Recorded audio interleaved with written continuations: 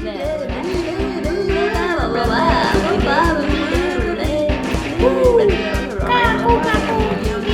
listening to The Kelly Slusher Show with your host, Kelly Slusher. Hello, everybody. Thanks for joining me again for this podcast. Woohoo! Oh, yes. And it goes on and on and on and on and on, and it never stops, just like my voice, just like my talking. And she talks and talks and talks. Not really that true, but kind of. I don't talk. I don't talk all of the time. I can be really quiet too. But when I get to talk and it's the right situation, let's do this. Okay. What do I talk? I just have, like, all of my notes are just super random right now. So I'm like, okay, this is going to be one of those podcasts. I think they're always random, right? Why do I think that they're not? That's what makes it fascinating. People talk about how quickly I can switch subjects. I'm like, well, that's also in the editing. Sometimes I won't, when I go to edit it, I might edit it like really close. So I'm like, but I think it sounds fun. So I do it. So I keep it that way sometimes. But I really can switch subjects pretty quickly because my brain is constantly, there's lots of ideas happen up in my brain. So I talk about my job with the bakery because I'm just coming off of it as I'm doing this podcast because my weekends are busy. Although I did ask for Sunday off, and I finally get like a bunch of days off in a row, and I'm going to I just need to recover, because the Christmas holidays, it gets really busy. So it'd be nice to, I get PTO and I have a ton of PTO and sick days, and I'm like, I'm going to be using this stuff. I have to, because I'm not really good at calling in. Well, I'm not sick, so there's no reason to, or like, yeah, I'm a worker. I like to work. Okay. So the bakery, kind of something cool happened. Like, it was last Saturday, and I was told that my normal coworker, who's great, she knows what she's doing and she's awesome. She's like, I'm not going to be here on Saturday. And I'm like, oh my gosh, and we're short staffed. And I'm like, oh, okay, great.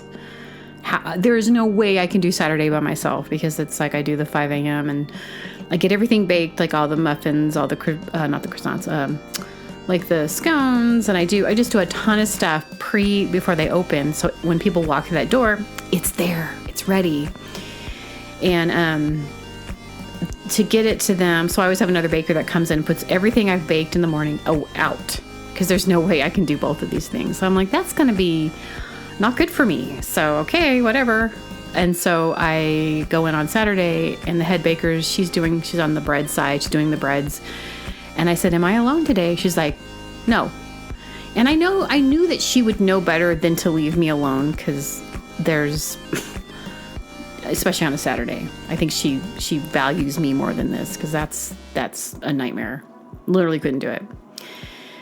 Anyway, and so the time that my second baker was supposed to show up, I turn around, and the head baker goes, here's your second baker. And it's Emily, which is like my favorite person, who was there. She had quit for 6 months because she went to Alaska, but she had worked with me for like 6 months. And I was like, Emily, oh my gosh. And it was that moment, like, it's going to be one of those moments, like, in my memory of one of those, like, oh, everything's right in the world. Because she went to pastry school. She's a very amazing baker, and she's fast, and it's really fun when you get to work with people who when they know what they're doing, because then you can bring ideas together and you get excited and you can make these beautiful creations. But I've been working, it's on Sundays, I've been working with this new girl who has no experience, really. I mean, her parents, she's like, her whole thing is, I was raised in a restaurant, and my parents owned restaurants and catering, and I did all this stuff. That doesn't make you a pastry baker. It doesn't make you a baker. You might know how to like decorate a pie, maybe make a pie, but when it comes to all the other things you have to know, like she doesn't know, like it takes you 30 minutes to butter like little bundt pans. We don't have that kind of, no, you got to find, like, she's really meticulous. So I've been like having to work extra hard to overcompensate for these people that she hires that don't have experience. And I shouldn't have to tell you anything. You should be able to come in. I can tell you little things like, oh, this goes there, that goes there. And maybe we'd make things a little bit different than the other bakery that you worked in. But like to have to come in and be like, the questions she would ask me, like, I just couldn't, like, and having to do my own job and having to do it fast and having to like basically carry another person along. It's not been fun for me. It's been like really hard. So Emily's back and it was like, Emily, I'm just like so happy. I'm like, because then it can be fun. Because like I talk about, I'm a baker. I love baking. I'm kind of obsessed with it. There's all these things I want to do. Like I'm like laying in bed the other night and like we had just got a flat of strawberries that day. And I was thinking about, it was like kind of our last flat of strawberries. I couldn't believe it. It's like November and we're getting strawberries. It's crazy. And I was like, gosh, tomorrow I want to do chocolate covered strawberries. And then that'd be so awesome to like dip the strawberries in chocolate and then put them on top of like some like chocolate, like whatever, like cupcakes. That would be so beautiful. I would totally buy that, you know. Next day I do it. I like dip a bunch of strawberries. I'm like, what is it about dipping strawberries? Why is that so romantic?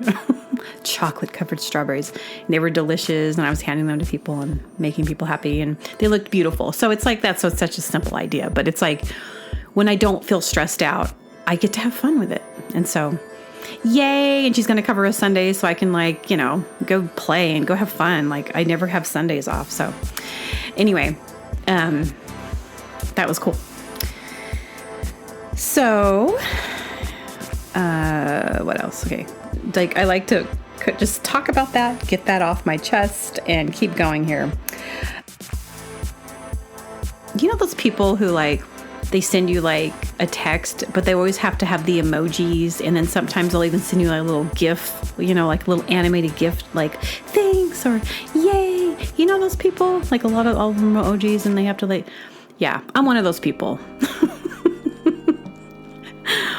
I don't overdo it. Not everyone gets all those, but no, it's, I had definitely started doing emojis, after service a couple texts. I'm sure we all have had this experience when someone took your text wrong because there is that's why they created emojis, right?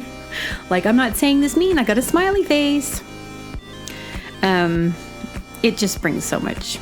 People love it. They love it. They love it. Okay. It's funny. I was talking about my sparkle drum kit and I didn't mention this last time, but I thought this was really funny. John, who is my like kind of dad, not really dad, but kind of dad here in this area. He's like 80 something, really cool. I talked about John and Laurel, little married couple, little, they're not little, wonderful people that I know. Anyway, he's the other day, he's like, you know, you really are family. And I was like, oh, I love this because I don't really have a family. I don't have a family here, you know, like I don't. Not up here where I live. And then my family's scattered because my brother lives in Colorado. My sister lives with my mom. My dad passed away. So my mom and my sister live in Arizona, but I don't like where my mom lives. And that's a whole other, I've talked about that. I can't live there. I really tried to be close to my family, but it was like, did I just enter hell? Is this like a doorway to hell? It really felt like it. And you know, when you have these hard things like that, like I spent 2 months there trying to live there and it was like, this could not be not more opposite than me and people didn't get me and it was so terrible. Anyway, long story. Anyway, John, I was telling him about my drum set and I was like, it was supposed to, I wanted pink sparkles, but I didn't say it was going to be sparkles and it showed up and it was sparkles and he was like, no sparkles. And he like walks away and Laurel's like, he hates sparkles. I'm like, well, it's just kind of a shimmer. It's more of a shimmer, John. It's not like, is the shimmer okay with you? I just thought it was so funny that he was so like, no sparkles and just like walks away. Can't even have a sparkle conversation. It's like a Pride and Prejudice when the dad's like, no lace. Because they're talking about all the ladies with their lace at the ball. Blah, blah, blah, blah. No lace. It totally was the same thing. No sparkles. I'm not having this conversation, but I love it. You love me, right? Okay. You remember, I was thinking about popcorn balls. My mom used to make popcorn balls during this time, like a popcorn, and it was probably made with some corn syrup and sugar. So it kind of slightly hardened on the ball of corn. So it'd make this like round. I remember like trying to bite into that, and it would like rip your face. It would rip your lips. You'd like have this like, but it was good. That's cruelty. Don't do it. Yeah, why? It wasn't edible, and it ripped your lips. Like trying to like bite into it. Terrible.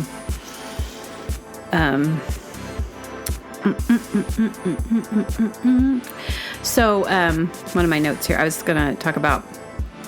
So one of my coworkers for Halloween, she's a Bob's Burger person, and then there's this little hallway where I work, and like the staircase that leads up to the office, and like some more supplies, and we like our lockers and stuff.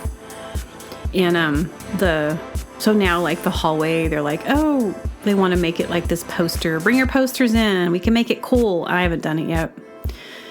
Because I have things I want to bring in. Anyway, someone has this big Bob's Burger. So anyways, Bob's Burger is so popular there. When I lived in New York, I was working in this place called Mama's Food Shop in the East Village, and it was one of those like super hip places to work. And it was like behind the counter, and like you would just serve people. It was like fried chicken, mashed potatoes. It was like so good. And it was so busy. It was like one of those busy places, and like the music would be blasting and like in my ear. Like I was totally over sensory overload like the whole time I lived in New York. But I kept that job. I made really good money, and it was fun. I mean, like Boy George was in line once. Like, oh, it's Boy George. And like all these, famous people would come in there. Anyway, so I remember working there. And then there was the West Village was the second location. And this guy, John Roberts, would work. He worked in the West Side location. And anyway, so sometimes I'd work in the West. I worked with him a couple times. And anyway, he was like someone like coworker. And he would do like performances with like sketch comedy. And there's some little like bar that he would go, and he would do his like little act, and there was like a handful of people there, but I would go, and I'm like, this guy is good, man. He's gonna be famous someday. He's so good at what he does. So then he ends up like putting some stuff on YouTube and doing like this. I think he was impersonating. He did this then too, like this. It was like his mom. Like a New York mother with like the hair and the way he would do it, and he would talk, and he would be like, well, he did it so well, so good. Put that on YouTube. That was getting like millions of views. And then all of a sudden I forgot about John Roberts. I was like, what? One time I was like, what's up with John Roberts? What's he doing? Look him up. I'm like, oh my gosh, he's Linda from Bob's Burgers. He's like he did that voice. He's the voice. He's that mom. So yeah, he did it. He did his thing authentically, which is really cool. And no one would really know who he was. He was walking down the street, and even the name John Roberts, probably people wouldn't know. Oh yeah, that's Linda from Bob's Burger, like one of the most successful cartoons that I know of. I mean, that's not true. Like The Simpsons, I'm sure.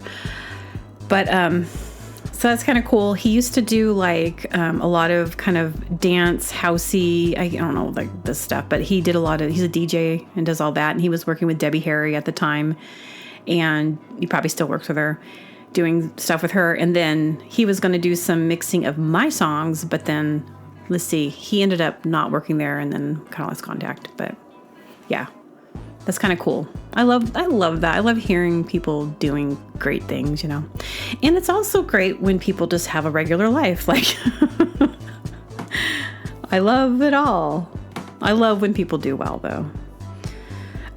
Those friends who get jealous if their friends are more. I think there's always a part of us that's like, they're doing something great. What am I doing? I think that's like maybe a human nature type of thing, but that's a very small level. I think we all might kind of have that a little bit. But I definitely am the kind of friend will be so stoked for you if you do really good things. I'm not going to try to bring you down. I'm not going to do that. So there was a bell. Quite a few places when it's slow here, they'll like have like a bell set out to ring it when it's like, hey, come help a ding. I won't do it. I can't ring a bell. I rang a bell once for service and it just, I don't know. Don't like it. I don't like doing ding, slave, ding, get over here. I need some ding, ding, ding. Ding, ding, ding, ding, ding, ding, ding. Like I've had this, like, I'm going to lay off it for a while. This obsession with, like, at the co-op, they have sushi grade salmon. And so I've been making myself sushi. Ding, give me sushi. And I want that best piece. Don't give me that crappy, fatty part. Ding, ding. It happened the other day when I was at another place and some girl, I saw her stalking and I was like, oh man, I need to check out, but I don't want to ring the bell. I don't know. It just reminds me of, like, I don't know, like people, we shouldn't have to respond to bells. I don't know. It's probably a weird thing for me. Also, the other weird thing about me is many things, but I don't know if anyone else, I think I have had this conversation with other people. I do feel this way. Like Halloween, if I go to a Halloween thing or if or a costume party or any kind of costume and people show up in a costume and I can't recognize you, but I know that I know you, it freaks me out. It's like literally like, I'm like, I don't like that. It's scary to me. Even if you're not dressed scary, that just freaks me out. So yeah, oh man, that just, I don't know. That's one of those things. I'm like, I don't like not recognizing people when they wear their costumes and it freaks me out. Let's see. Okay, I have some dumb things. There's this like couple that live in my area and it's so weird. I saw the girlfriend yesterday and she's so cool and so lovely. And her boyfriend, so when I first moved up here, I looked at this, like, it was this, like, on his property, it was this, like, this school bus thing. I don't want to say too much because people are like, I know who that is. And it was, like, converted into, like, a home. I didn't want to rent it because, I don't know. It looked like it was going to be super cold in the winter and, like, there was no internet. There's all these reasons why I was like, I don't know. And it's kind of far out. I'm like, I won't like that. So I didn't do that.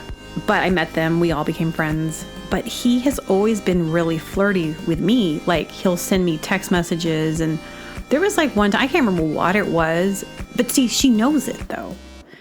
And I think she asked him once, do you love her? And he was like, I don't remember how I knew that she had asked that question. Maybe I even asked her once because it's been like years. I've known them for years. And I don't get too close, but he will send me texts and he will, like, so flirty and, like, tell me I'm cute and all these things. But it's weird because at the same time, like, I don't get it. What is going on there? And, like, I definitely don't hang out with them these days because I hung out with them a little bit. I don't know. I don't know how, but I used to hang out with them, but I didn't really I don't really think I understood what was happening, but I'm like, gosh, if I, like, texted him, was like, hey, let's hook up, I think he would. And I'm like, well, I would never do that in a million years. Besides, if he didn't have a girlfriend, I wouldn't even be interested in him. Like, he's so not I'm so not interested in him. And I would so never date a guy like that. Like, if I was dating a dude or I was with a guy and he was, like, flirting with a friend of mine, I'd be like, dude, you're out. You either stop that or you're out. And there's no way. I mean, everyone would feel that way. So she's she's from Europe. So I'm wondering if, like, maybe the culture's different there and it's okay, but really weird, just weird. But yeah, and so yesterday I kind of was in my head, I'm thinking, I hope, I didn't didn't ask how he was doing. I was just focused on, how she's doing. And, like, it was so good to see her. And, I ended up giving her a hug and it was good. Like, she loves me. I love her. But there's always that, like, in her head, she's like, my boyfriend flirts with you. And I'm like, gosh, this is so awkward. I don't want to be in this situation ever again. It's not okay. Not okay. Like, respect your lady. It's like, I don't know. I don't get it. So, okay, I came up with a list of things that sound like other things, but they're not. Like, oh, is that an apple pipe? I want that roller scape. I want to roller scape. What is that? I don't know. Dish sopapilla. You know, a sopapilla, it's like a Indian fry bread, I believe. My mom used to make sopapillas. I think that's what they are, but they're fried dough. Earl Grey teeth. Dish ragdoll. Salt and pep talk. Oh, ice cream sandbox. Refried beef. Popcorn chowder. Ice cream con. Ear plug-in. Potato suit. Hard drive train. I was thinking about the word chump. Chocolate chump cookies. I think chump's a funny word. Like, I don't know. I knew some guy that was like, this was in Portland. He was like a cashier at like Safeway, and some lady would come in there and like, she was just like, this whole situation was pathetic. And I don't remember why she would say things, but she'd be like, oh, something about her chump change. Oh, that's just chump change. That's just chump change. I was like, that's so, I don't remember I should even put this on the podcast, but I remember like chump change.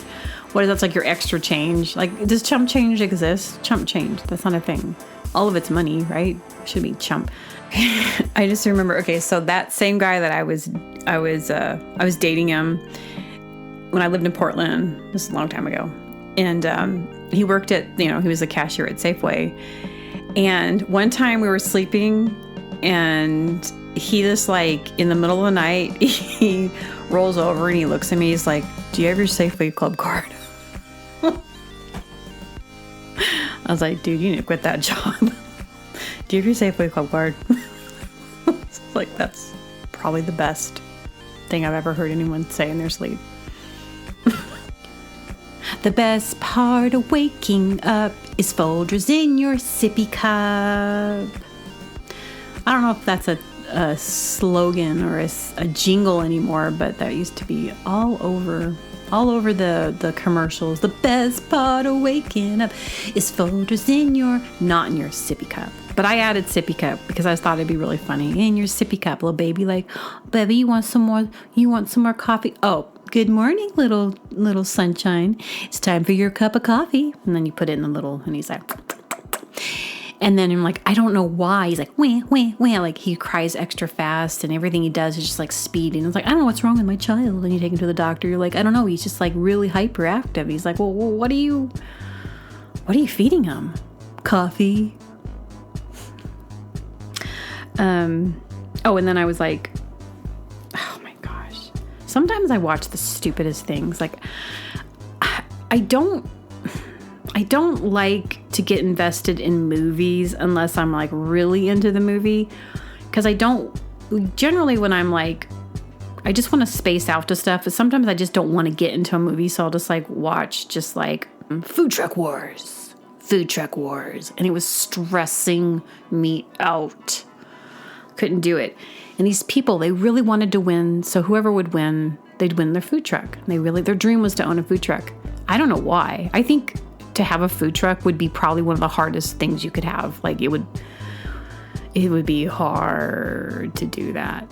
So then I got these ideas of like fried okra on a stick. Like, how many things could be on a stick? Pizza on a stick, macaroni on a stick, turkey sandwich on a stick, pancake on a stick. It's go, go, go, fast, fast, fast. You come up to my food truck and I just hand it to you. Everything's pre-made.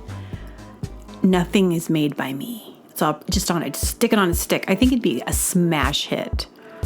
There's this food truck. It's cute in Portland. It's actually a school bus. I mentioned school buses twice in this podcast episode. What is going on with me?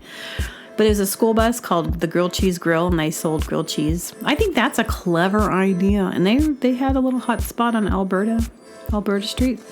Very, very, very popular. I was thinking, it'd be so cool to add like songs that I've written to this podcast that I like that are previously released. But did you know that I have 3 full-length albums full of songs that I don't have permission to release. I could get, like, especially with podcasting, you cannot put published music or somebody else. That's why I even started doing this podcast. I was doing Mixcloud, where I would play music and then I would talk in between. And I had a lot of people tell me they really like listening to me talk in between. And so to take it to a next level, I couldn't add them. Like, you can't add like music that's published or previously, you know, people own it. Copyright. That's the word I'm looking for. So I have 3 albums full of songs that I am not allowed to put on this podcast. And I think, because I was looking at some old songs, I'm like, oh, I'd love to share that one. Oh, can't do it. This is why. So the first album's Elephant Records. I probably could, but you do get like notifications and you get warnings and like threats, like, you gotta take this down. But I'm like, it's my music. Even on YouTube, I can't put anything that other labels have. Even though I own them, I do technically own all of the songs. So Elephant is one of them. And it saddens my heart. This is why I do all self-release stuff now. I don't even mess with record labels because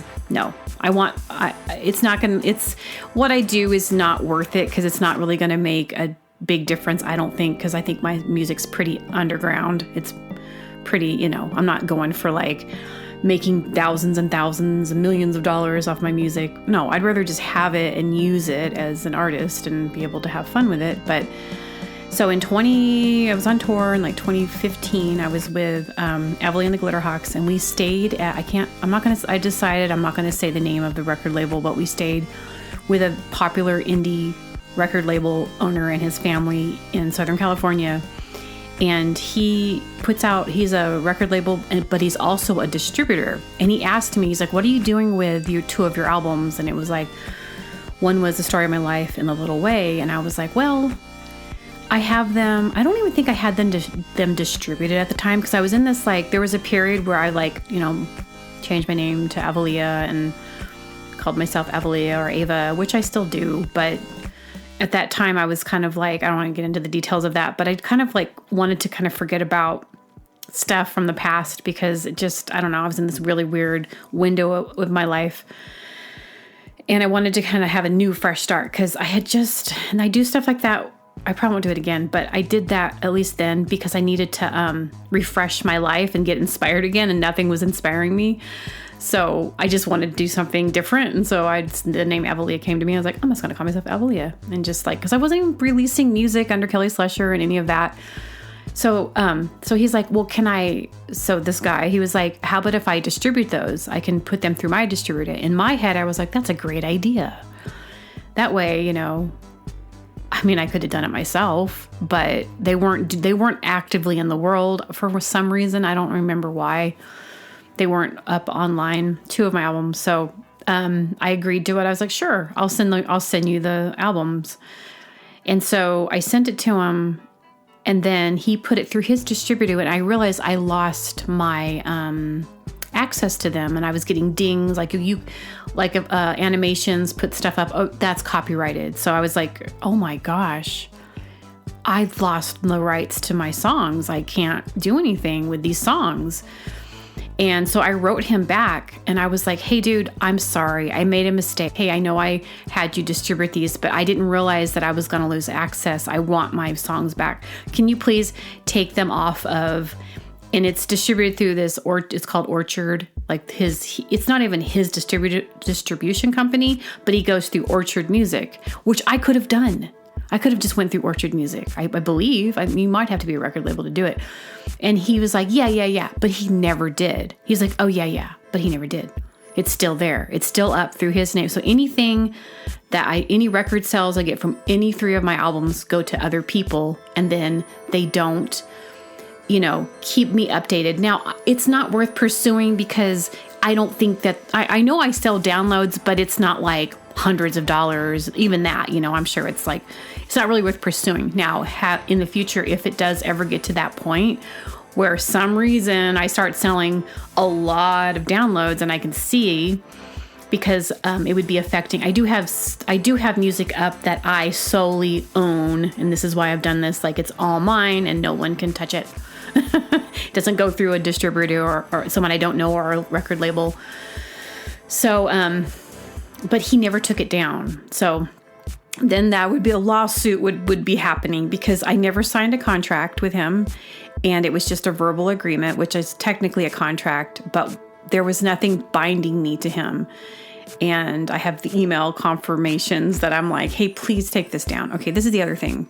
When we went to his house, and we went into like this back area, and he's like a big distributor for indie bands, like a lot of, like I'm talking small indie bands, people that aren't probably making careers, that some people are, but like maybe tiny bit, you know, like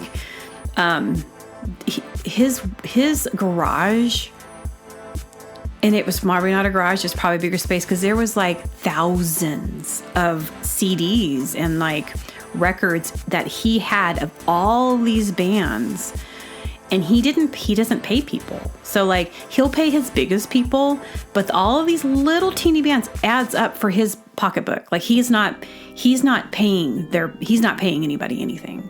So to me, it's like this big, it's pretty criminal to be like, when I walked in there, I gasped. I will say, like and then I still let him release I don't know why I said agreed to it. Cause I was like, this is terrible.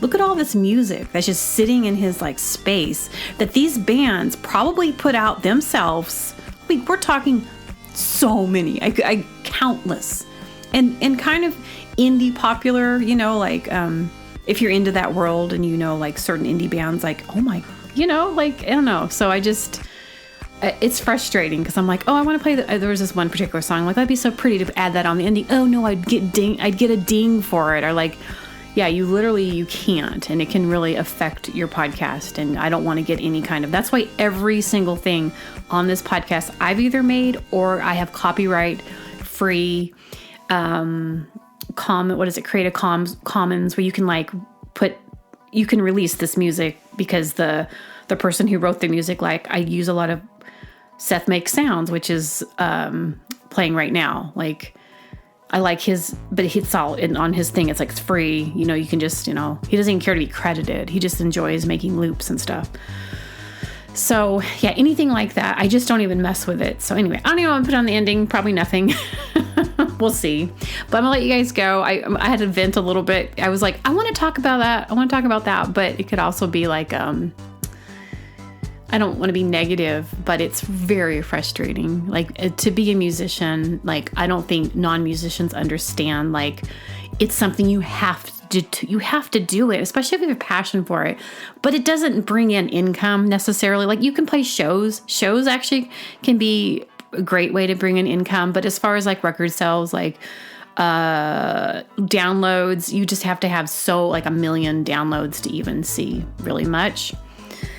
Unfortunately, because every company takes so many cuts of it. Like I look at my back end of my laugh when I see my distributor and I'm like getting a penny per download. I'm like, that's so not sustainable. Like you literally have to do it for passion and love, which is fine. But yeah, I wish there was another way for musicians to actually get paid. And I think about it, like how, you know, it'd be so great to like help people, you know, actually make money. I'm somebody who has a lot of interest and talents in that way where like I can make money in other ways. But if I was solely a musician, yeah, it'd be a whole other story. So anyway, that's enough. I will talk to you guys again upon the future. All right. Bye-bye.